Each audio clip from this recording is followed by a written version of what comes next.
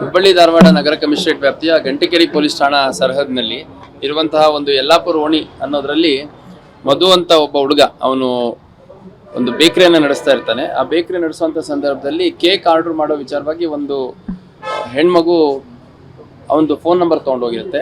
ಅವ್ರ ಫೋನಲ್ಲಿ ಮಾತಾಡ್ತಾ ಇದ್ರು ಮತ್ತು ಆ ಹುಡುಗ ಈ ಹುಡುಗಿಗೆ ತೊಂದರೆ ಕೊಡ್ತಾ ಇದ್ದ ಅಂತ ಹೇಳಿಬಿಟ್ಟು ಈ ಹುಡುಗಿಗೆ ಪರಿಚಯಸ್ಥರಿರುವಂಥ ಒಂದು 4-5 ಜನ ಸೇರ್ಕೊಂಡು ಅವನ ಹತ್ರ ಫೋನ್ ಮಾಡಿ ಅವನಿಗೆ ಇನಿಷಿಯಲಿ ಥ್ರೆಟನ್ ಮಾಡಿದ್ದಾರೆ. ಅದಾದಮೇಲೆ ಅವನ್ನ ಎದುರಂಬದ್ರ ಹೋಗ್ಬಿಟ್ಟು ಹೆದರಿಸಿದ್ದಾರೆ. ಆಮೇಲೆ ಒಮ್ಮೆ ಇದನ್ನು ಮಾತಾಡಿ ಮುಗಿಸೋಣ ಬಾ ಅಂತ ಒಂದು ಬೈಕಲ್ಲಿ ಕರ್ಕೊಂಡು ಅಪಹರಣ ಮಾಡ್ಕೊಂಡು ಹೋಗಿ ನಂತರ ಅವನಿಗೆ ಚೆನ್ನಾಗಿ ಹೊಡೆದು ಅವನ ಹತ್ರ 50,000 ರೂಪಾಯಿ ಹಣ ಕಿತ್ಕೊಂಡಿದ್ದಾರೆ. ಅದಾದಮೇಲೆ ಇನ್ನೂ ಹೆಚ್ಚುವರಿ ಹಣ ಕೊಡಿ ಅಂತ ಡಿಮ್ಯಾಂಡ್ ಮಾಡಿದಂಥ ಸಂದರ್ಭದಲ್ಲಿ ಅವನು ಈ ಒಂದು ಮಾಹಿತಿಯನ್ನು ಪೊಲೀಸರ ಜೊತೆ ಶೇರ್ ಮಾಡಿದಾಗಿ ನಿನ್ನೆ ರಾತ್ರಿ ಒಂದು ಪ್ರಕರಣ ದಾಖಲು ಮಾಡ್ಕೊಂಡು ಈ ಪ್ರಕರಣದ ಪ್ರಮುಖ ಆರೋಪಿಗಳು ಮತ್ತು ಎಲ್ಲ ಆರೋಪಿಗಳು ಕೃಷ್ಣ ಇಂದರ್ಗಿ ಅಂತ ಇವನಿಗೆ 31 ವರ್ಷ ವಯಸ್ಸು. ಇದರ ಮೇಲೆ ಈಗ ಹಿಂದೆ ಕೂಡ ನಮ್ಮ ಹುಬ್ಬಳ್ಳಿ ಧಾರವಾಡ ನಗರ ಕಮಿಷನರೇಟ್ ವ್ಯಾಪ್ತಿಯ ಕೆಲವು ಕೇಸ್ಗಳಿದ್ದು ಇವನ ಮೇಲೆ ರೌಡಿ ಶೀಟರ್ ಕೂಡ ಇದೆ. ಅದೇ ರೀತಿ ಕುಮಾರ್ ಅನ್ನುವಂಥವನು, ಸುನಿಲ್ ಕನ್ನೇಶ್ವರ್ ಮತ್ತು ಸತೀಶ್ ಇಂದರ್ಗಿ, ಒಟ್ಟು ಈ 4 ಜನರನ್ನ ಅರೆಸ್ಟ್ ಮಾಡಲಾಗಿದೆ. ಮತ್ತು ಆ ಹುಡುಗಿಯನ್ನು ಕೂಡ ವಿಚಾರಣೆಗೆ ಒಳಪಡಿಸಿದ್ದೀವಿ. ಈ ಒಂದು ಅಪಹರಣ ಪ್ರಕರಣದಲ್ಲಿ ಆ ಹುಡುಗಿದೇನಾದರೂ ಪಾತ್ರ ಇದೆಯಾ, ಅವಳೇನಾದರೂ ಇವರಿಗೆ ಈ ಥರ ಮಾಡ್ತಾ ಇದ್ದಾರೆ ಅಂತ ಹೇಳಿ ಈ ಒಂದು ಘಟನೆಗೆ ಕಾರಣ ಆಯ್ತು ಅನ್ನೋಂಥದ್ದು ಕೂಡ ಪರಿಶೀಲನೆ ಮಾಡ್ತಾ ಇದ್ದೀವಿ. ಮತ್ತು ಭಾಳ ಸ್ಪಷ್ಟವಾಗಿ ಒಂದು ವಿಷಯವನ್ನು ನಾನು ಹೇಳಲಿಕ್ಕೆ ಇಷ್ಟಪಡ್ತೇನೆ. ಈ ಫೋನ್ ಮಾಡಿ ಬೆದರಿಕೆ ಹಾಕುವಂಥದ್ದು, ಹಣ ವಸೂಲಿ ಮಾಡುವಂಥದ್ದು, ಅದೇ ರೀತಿ ಸಾಲ ಇಸ್ಕೊಂಡಾಗ ರಿಕವರಿ ಮಾಡುವಂಥ ಸಂದರ್ಭದಲ್ಲಿ ಬೆದರಿಕೆ ಹಾಕುವಂಥದ್ದು, ಕುಟುಂಬ ಸದಸ್ಯರಿಗೆ ಫೋನ್ ಮಾಡುವಂಥದ್ದು, ಈ ಥರದ್ದು ಸಣ್ಣ ಘಟನೆ ನಡೆದಂಥ ಸಂದರ್ಭದಲ್ಲಿ ಕೂಡ ಇಮಿಡಿಯೇಟ್ ಪೊಲೀಸ್ ಸ್ಟೇಷನ್ಗೆ ಗಮನಕ್ಕೆ ತರ್ರಿ ಅಂತ ನಾನು ಸಾರ್ವಜನಿಕರಲ್ಲಿ ಮನವಿ ಮಾಡಲಿಕ್ಕೆ ಇಷ್ಟಪಡ್ತೇನೆ. ಯಾಕಂದರೆ ಆರೋಪಿಗಳಿಗೆ ಅವ್ರದ್ದು ಹಣ ಅಥವಾ ಅವರಿಗೆ ಎಕ್ಸ್ಪೆಕ್ಟ್ ಮಾಡುವಂಥ ಹಣ, ಡಿಮ್ಯಾಂಡ್ ಮಾಡಿರುವಂಥ ಹಣ ಸಿಕ್ಕರೆ ಸಾಕು, ಏನು ಬೇಕಿದ್ರು ಮಾಡೋಕ್ಕೆ ರೆಡಿ ಇರ್ತಾರೆ.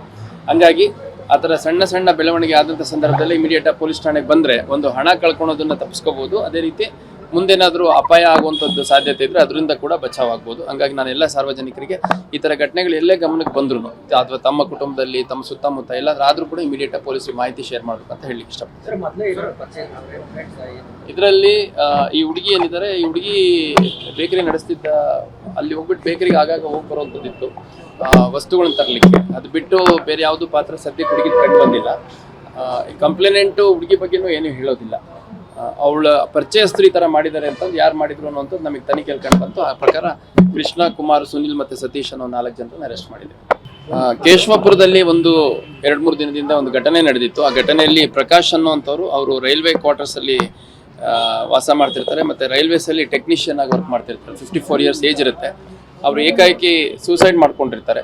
ಸೂಸೈಡ್ ಮಾಡ್ಕೊಂಡಂಥ ಸಂದರ್ಭದಲ್ಲಿ ಇನಿಷಿಯಲಿ UDR ಕೇಸ್ ರಿಜಿಸ್ಟರ್ ಆಗಿರುತ್ತೆ. ನಂತರ ಪಂಚನಾಮ ಮಾಡುವಂಥ ಸಂದರ್ಭದಲ್ಲಿ ಡೆತ್ ನೋಟ್ಗಳು ಬಂದ ಹಿನ್ನೆಲೆಯಲ್ಲಿ ಒಟ್ಟು 6-7 ಜನರ ಮೇಲೆ ಹಣಕಾಸಿನ ವ್ಯವಹಾರ ಇತ್ತು, ಅವ್ರು ಒತ್ತಡ ಆಗ್ತಿದ್ರು ಅನ್ನೋಂಥದ್ದನ್ನು ಆರೋಪ ಮಾಡಿದ್ದಾರೆ.